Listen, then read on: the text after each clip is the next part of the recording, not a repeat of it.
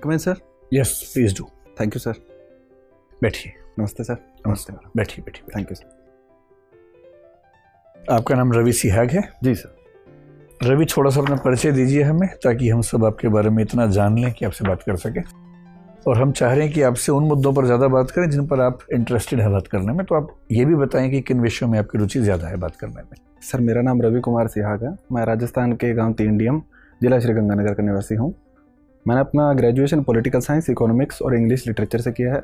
उसके बाद में सर मैंने यूपीएससी के लिए प्रिपरेशन स्टार्ट की और 1 साल IRTS के तौर पर काम किया। उसके बाद में इंडियन डिफेंस अकाउंट सर्विस के में अभी मैं कार्यरत हूँ।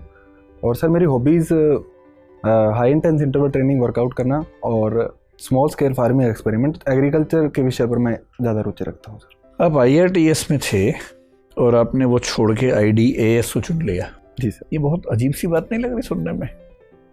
क्योंकि जो सर्विसेज की प्रेफरेंस नॉर्मली हम देखते हैं पिछले कई सालों से, IRTS इनवेरिएबली IDAS से ऊपर होता है। और मेरे ख्याल से आपके लिए भी रहा ही होगा शुरू में।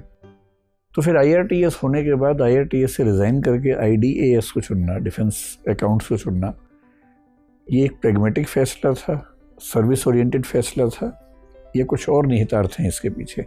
सर मेरा जो उद्देश्य था वो सर मुझे आगे तैयारी शुरू करनी थी। IRTS में सर एक डायनेमिक सर्विस है, टाइम कंज्यूमिंग सर्विस है।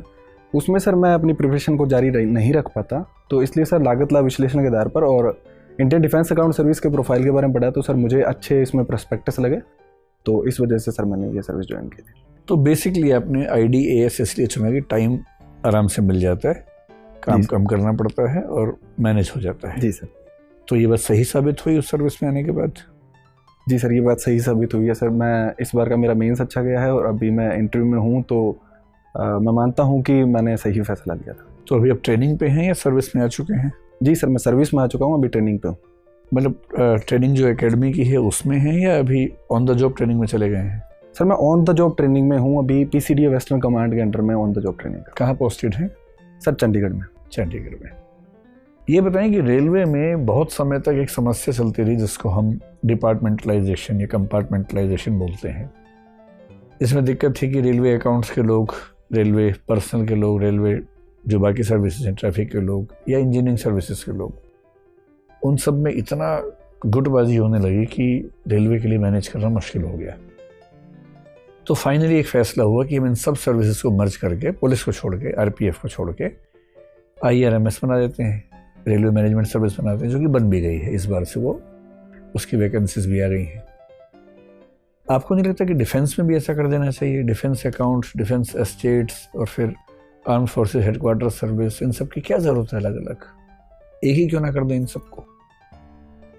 मतलब जो नॉन बैटल फील्ड सर्विसेज हैं, जो बैटल फील्ड की हैं वो तो अलग है, लेकिन जो बैटल फील्ड में लोग नहीं जाने वाले हैं, जिनको सिविलियंस आपकी मतलब लैंग्वेज में सामान्यतः कह देते हैं, उन सर्विसेज को अलग अलग रखने का क्या प्रयोजन हो सकता है? सर इसके कुछ प्रयोजन जो बताए जाते हैं, वो पहला ये है कि डिफेंस एक बहुत बड़ा सेक्टर है।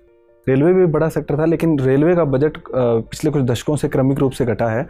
तो इस वजह से रेलवे की सर्विस का मर्जिंग किया गया था, क्योंकि सर रेलवे के बोर्ड में सर्विसेज को लेकर काफ़ी टकराहट रहती थी।